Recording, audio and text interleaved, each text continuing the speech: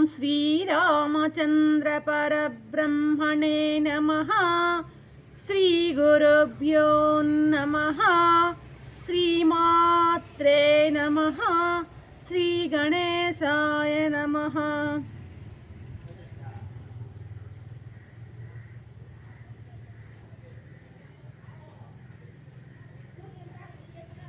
ప్రియాత్మ బంధువులారా, యోగ వాసిష్టం ఉత్పత్తి ప్రకరణము 166వ భాగం. నిన్నటి ఎపిసోడ్లో కర్త కర్మ ఒకేసారి పుట్టాయని, అవి పరమాత్మ నుంచే పుట్టాయి అని చెప్పడం జరిగింది వశిష్ఠ మహర్షి. వెంటనే రాముల వారికి పెద్ద సందేహం వచ్చింది. ఈ సందేహం కూడా ఒక చిన్న సందేహం కాదు, బాగా విశ్లేషణతో కూడినటువంటి ప్రశ్నని వేస్తున్నారు రాముల వారి మాట. ఏమంటున్నారు? ప్రభు, కర్త కర్మ అనేది మామూలుగా జనాంతికంగా లోకంలో ఒకదాని వల్ల మరొకటి ఏర్పడుతుంది అని అంటుంటారు. అంటే కర్త వల్ల కర్మ, మళ్ళీ కర్మ వల్ల మళ్ళీ కర్త ఏర్పడడం అనేది సహజం అనేది లోకంలో అందరూ అనుకునేటువంటి సత్యమే. అయితే కర్మ వలన కర్త ఏర్పడుతున్నది, కర్త వలన కర్మ ఏర్పడుతున్నది. ఇది మనం అందరూ అనుకునేటువంటి మాట. కర్మ వలన కర్త ఉంటాడు, కర్త వలన కర్త చేస్తే మళ్ళీ కర్మ అన్నమాట. ఇలా ఉంటుంది. ఎలాగైతే ఒక విత్తనం నుండి మొలక పుడుతుందో మళ్ళీ ఆ వృక్షం నుంచే మళ్ళీ విత్తనం వస్తుంది, అంతే కదా. విత్తనం వేస్తే మొలక వస్తుంది, మొలక పెద్దదై మళ్ళీ కాయ కాసి మళ్ళీ విత్తనం వేస్తే మళ్ళీ దాంట్లోంచి మొలక వస్తుంది అన్నమాట. అలాగే ఈ యొక్క కర్మ కూడాను, కర్మ వల్ల ప్రాణి జన్మిస్తున్నాడు, అదేవిధంగా ప్రాణి నుండి కర్మ ఏర్పడుతూ ఉందన్నమాట. అయితే మహదేవా, ఇప్పుడు ఒక జీవి ఏ వాసనలతో అయితే వాడికి ఉన్నటువంటి వాసనలు, లోపల ఉన్నటువంటి వాసనలను బట్టి ఈ సంసారం అనేటువంటి పంజరంలోకి ప్రవేశిస్తున్నాడు.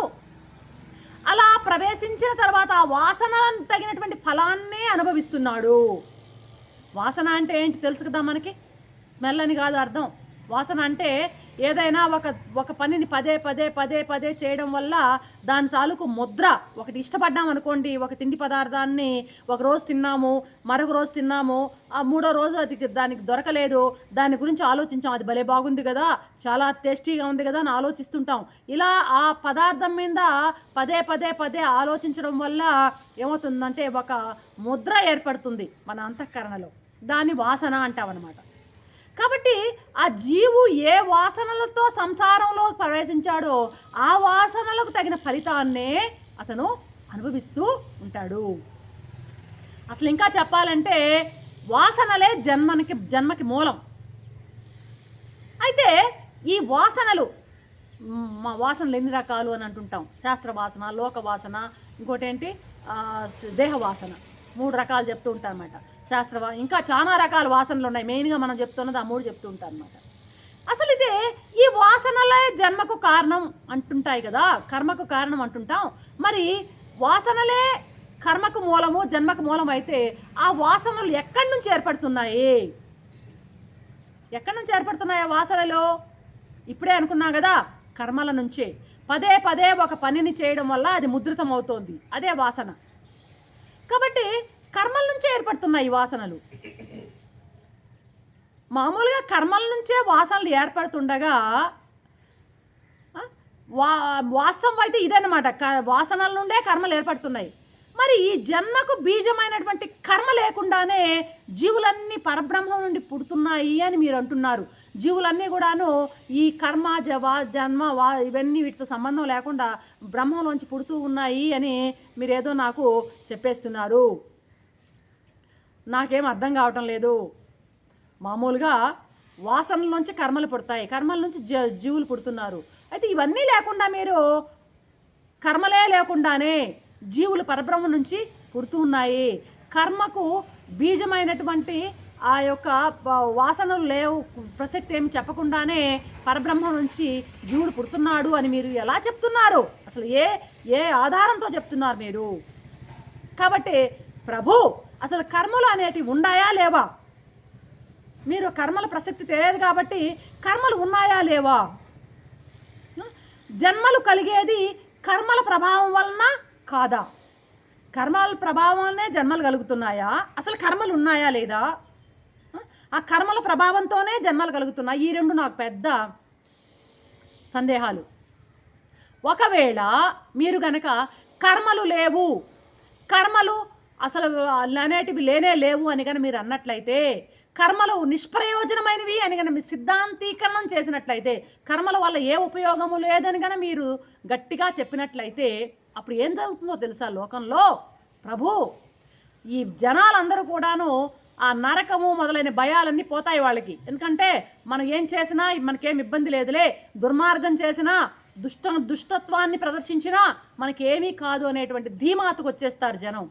అప్పుడు ఏమైపోతుంది? సమాజం అంతా చాలా ప్రమాదానికి లోనవుతుంది.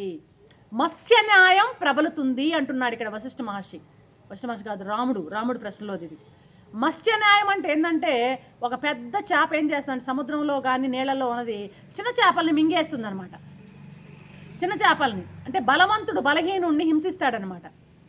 అలాంటి పరిస్థితి సమాజంలో ఏర్పడుతుంది. ఇక అప్పుడు ఏమవుతుంది? మిగిలిన వినాశనమే సమాజంలో. కాబట్టి తత్వజ్ఞుడైనటువంటి ఓ మహర్షి చేసిన కర్మ ఫలం ఇస్తుందో లేదో నాకు నిష్కర్షగా నిగ్గుదేల్చి చెప్పండి. కర్మ అనేది ఉందా లేదా? కర్మ చేస్తే దాని ఫలితం ఉందా లేదా? ఆ ఫలితాన్ని జీవుడు అనుభవించాలనా లేదా? నాకు వివరంగా చెప్పండి, తేల్చి చెప్పండి, నా సందేహాన్ని తొలగించండి అంటున్నాడు. అయినా అబ్బా ఆనందపడిపోతున్నాడు వశిష్ఠ మహర్షి. రామా, చాలా మంచి ప్రశ్న వేశావయ్యా, ఎంత గొప్ప ప్రశ్న.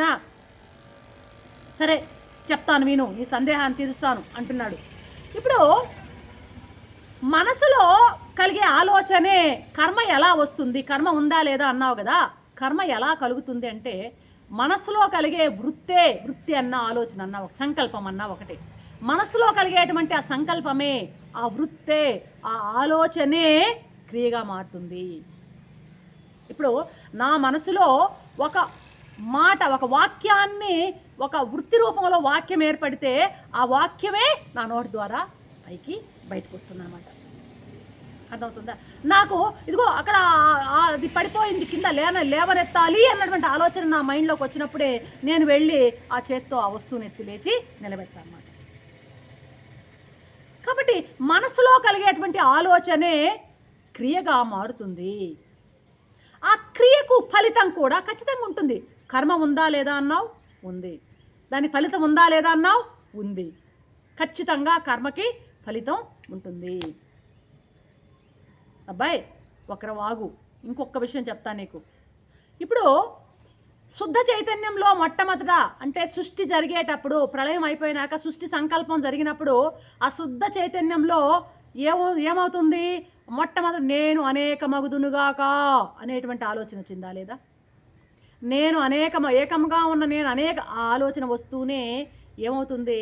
సమిష్టి మనస్సు హిరణ్య గర్భుడు ఉదయించాడా లేదా? అర్థమైందా? ఇప్పుడు లోపలకు ఉన్నటువంటి ఆ వృత్తే, ఆ పరబ్రహ్మలో కలిగినటువంటి ఆ వృత్తే హిరణ్య గర్భుడుగా తయారయ్యాడు. ఆ వృత్తే క్రియగా మారింది ఇక్కడ హిరణ్య గర్భుడు. కాబట్టి ఎప్పుడైతే హిరణ్య గర్భుడు ఉదయించాడో అప్పటికే జీవులకు కర్మ సిద్ధమైపోయింది అంటున్నాడు వశిష్ఠ మహర్షి. అక్కడ సిద్ధమైపోయింది, కర్మ ఉంది, సిద్ధమైపోయింది. ఆ జీవుడు సూక్ష్మ రూపంలో ఉన్నాయి కదా వాడి వాసనలు, కర్మఫలాలు.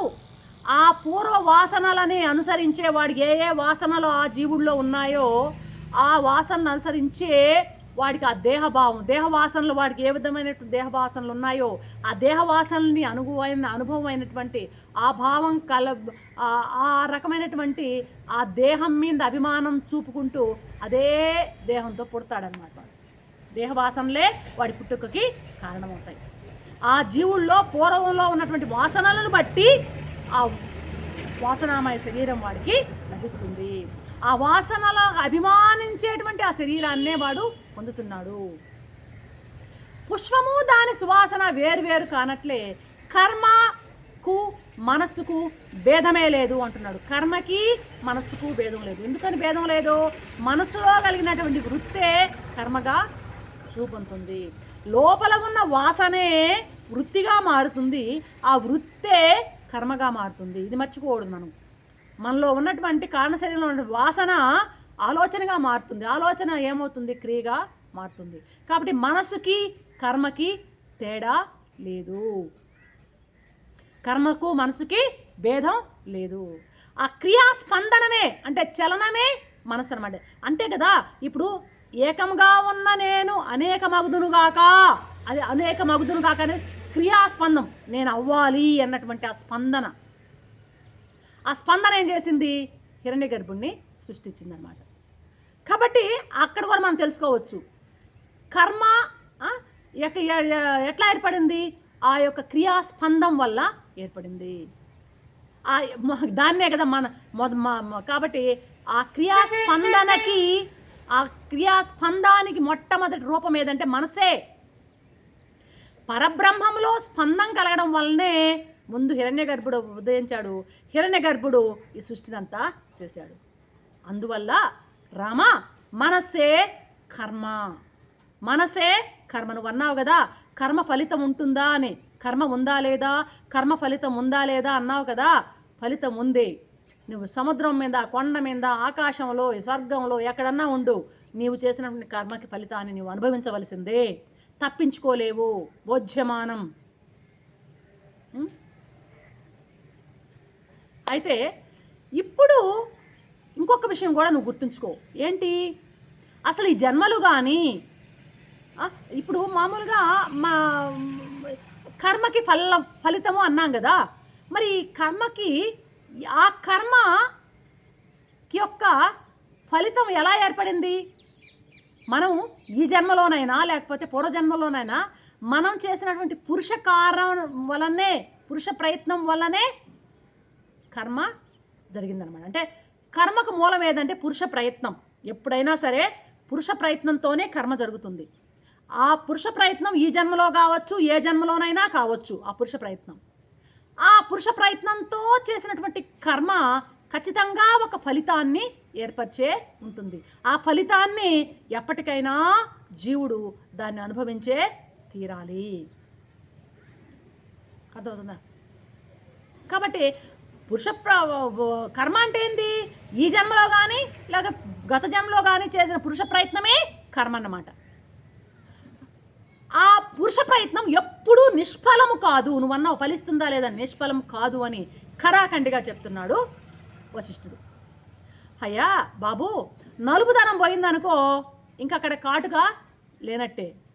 కాటుక నలుపు రెండు ఒకటే. ఆ స్పంద రూపమైనటువంటి కర్మశక్తి నశించిందనుకో, ఆ స్పందం, ఆ సంకల్పాలు, ఆ వృత్తులు, ఆ ఆలోచనలు నశిస్తే ఇంక మనసు కూడా లేదు. మనసు అంటే ఏంది? ఆలోచనలు. మొట్టమొదటి ఒక ఆలోచన పుడుతుంది, ఇంకొక ఆలోచన, ఇంకొక ఆలోచన, ఇంకొక ఆలోచన, అన్నీ కలిసి ఘనీభవిస్తే అది మనస్సు. మనసు అంటే అన్ని ఆలోచనల సమాహారం. 1, 2, 3, 4 ఇవన్నీ ఘనీభవిస్తే మనస్సు అన్నమాట. అర్థమైందా? కాబట్టి ఆ ఘనీభవించినటువంటి ఆ ఆలోచనలు అన్నీ పోయినాయి అనుకో, మనసు లేదు. కర్మ నశిస్తే మనసు కూడా నశిస్తుంది. కాబట్టి అకర్తృత్వం ఎలా, ఏం చేయాలి నువ్వు అంటే అకర్తృత్వమే, అంటే ఆ కర్మకర్తృత్వం అనొచ్చు దీన్ని.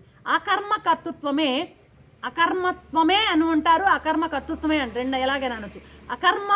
అకర్మత్వమే అనేది మనోనాశనానికి మూలమైన విషయం. అంటే అకర్మత్వం అంటే ఏంది? ఏం పని చేయకుండా ఉండడం అనే అర్థం కాదు. నేను అకర్తని, నేను చేస్తున్న వాడిని కాదు, కర్తృత్వం లేకుండా చేయడమే అకర్మత్వం. అంతేగాని పనులేమీ చేయకుండా గమ్మన కూర్చోవడం అకర్మత్వం కాదు. అకర్మత్వం చేస్తే నీవు మనకు నాశనం అవుతుంది. అర్థమైందా? అప్పుడు మనసు నాశనం అయితే నువ్వు ముక్తుడివే. నీకు ముక్తి కావాలంటే మనోనాశనం కావాలి. మనోనాశనం కావాలంటే అకర్మత్వమే దానికి మూలం. అకర్మత్వం అంటే ఏంది? నేను అకర్తను, నేను కర్తను కాదు, నేను కాదు చేస్తుంది. కర్తృత్వ భావం లేకుండా అవగాహనతో చేయడమే అకర్మత్వం అన్నమాట. అది దాని కర్మనాశనం అవ్వడానికి మూలం ఏదంటే అకర్మత్వము. అకర్మత్వం అంటే నేను కర్తను కాదు, నేను చేయడం లేదు, నేను కర్తను కాదు, నేను కాదు చేస్తున్నది సర్వం శ్రీరామచంద్ర చరణారవిందార్పణం అంటామే. నేను కర్తను కాదు అని భావనతో చేస్తే అది అకర్మత్వం అన్నమాట. కాబట్టి రామా, ఎప్పుడూ కూడా నిప్పు వేడి ఎలాగా కలిసి ఉంటాయో మనస్సు కర్మ సదా కలిసే ఉంటుంది అబ్బాయి. వాటిలో ఒకటి లేదు, మనసు లేదు అంటే కర్మ లేదు, కర్మ లేదు అంటే మనసు లేదు. కర్మ అంటే అటు వృత్తి ఉంటేనే కదా కర్మ. ఆ రకంగా మనం అర్థం చేసుకోవాలి. రామా, ఈ మనస్సు స్పందనకు లోనై ఏం చేస్తుంటుంది? స్పందన ఎందుకు అవుతుంది? మనసులో వాసనల వలన స్పందనకి లోనై విహిత కర్మలు నిషిద్ధ కర్మలు చేస్తుంటుంది. అంతే కదా. కర్మలు రెండు రకాలు, చేయదగినవి చేయకూడనివి. ఎలా జరుగుతున్నాయి కర్మలు? వృత్తుల ద్వారా, ఆలోచనల ద్వారా. ఎక్కడున్నాయి ఆలోచనలు? మనసులో. ఈ ఆలోచనలకు ముందు రూపం ఏంటి? వాసనలు. ఆ వాసనలు కాస్త ఆలోచనలు అయితే ఈ ఆలోచనలు రెండు రకాలుగా, మంచి చేయదగిన కర్మలుగా ఆలోచనలు ఉంటే చేయధర్మ కర్మలు చేస్తాము, చేయకూడని ఆలోచనలు ఉంటే చేయకూడని ఆలోచనలు కర్మలు చేస్తుంటాం. విహిత కర్మలు నిషిద్ధ కర్మలు చేస్తుంది. ఈ విహితాల వల్ల, విహిత నిషిద్ధాల ధర్మాల రూపమైనటువంటి పాప పుణ్యాలని కూడా జీవుడు గ్రహిస్తూ ఉన్నాడు, మూట కట్టుకుంటున్నాడు. ఇక్కడ ఇంకొక క్రిటికల్ పాయింట్ని మనం అర్థం చేసుకోవాలి. ఇంకా చెప్తున్నాడు విశిష్టుడు. ఏమంటున్నాడంటే, కర్మ కూడా ఫలానుభవానికి తగిన చిత్తంగా రూపొందుతుంది అన్నాడు ఒక వాక్యాన్ని. దాన్ని ఎలా చెప్తున్నామంటే, ఫలానుభవానికి తగిన చిత్తంగా రూపొందుతుంది అంటే లోపల ఎప్పుడో ఒక కర్మ వాసన రూపంలో ఉంది. ఆ వాసనలో ఉన్నటువంటి ఆలోచన వచ్చింది. ఆ ఆలోచన వచ్చినప్పుడు ఏమవుతుందంటే ఆలోచనకి తగిన విధంగానే మనస్సు రెడీ అవుతుందన్నమాట. అది ఇక్కడ పాయింట్. ఎలాగా? ఫర్ ఎగ్జాంపుల్ నాకు అనుకోండి, యోగ వాసిష్టం మీద ఎన్ని జన్మల గత జన్మలోనో ఎప్పుడో యోగ వాసిష్టం తెలుసుకోవాలి, చదవాలి, దీని మీద కొంచెం బాగా అధ్యయనం చేయాలనే వాసన, శాస్త్ర వాసన ఉండింది అనుకోండి. ఉన్నప్పుడు ఏమవుతుంది? ఆ వాసన నాలో ఉంది. ఆ వాసన వచ్చి నాకు ఆ యోగ వాసిష్టాన్ని మనం ఈ విధంగా స్టడీ చేస్తూ మనం దీని మీద ఒక అధ్యయనం చేయొచ్చు అన్నటువంటి ఆలోచన వచ్చిందనుకోండి. మెల్లగా నేను దాన్ని ఏదో రూపంలో, దాన్ని క్రియ రూపంలో పెట్టాను. కాబట్టి లోపల ఉంటే కర్మ ఏమవుతుందంటే ఫలం నా మనసు దానికి రెడీగా ఉంటుంది.